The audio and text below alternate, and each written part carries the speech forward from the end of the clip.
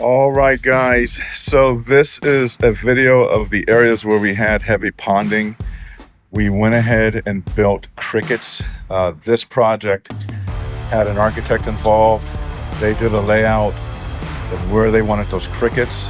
So the crickets were customized to fit this area. And as you can see, we have these sleepers here along this path. And we built up these areas, and we actually have pictures of the construction of this and how these were formed. But this is the finished product. So we built it, we framed it,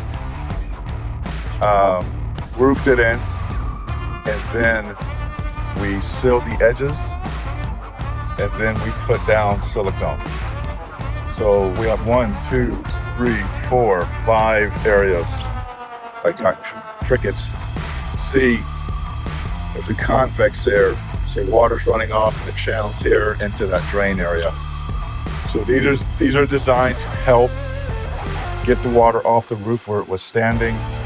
They're not going to be perfect, but the goal is to at least get that heavy ponding area taken care of, to get that water away from these areas. So this is the finished product. Hopefully you can see this in this type of lighting, very bright up here.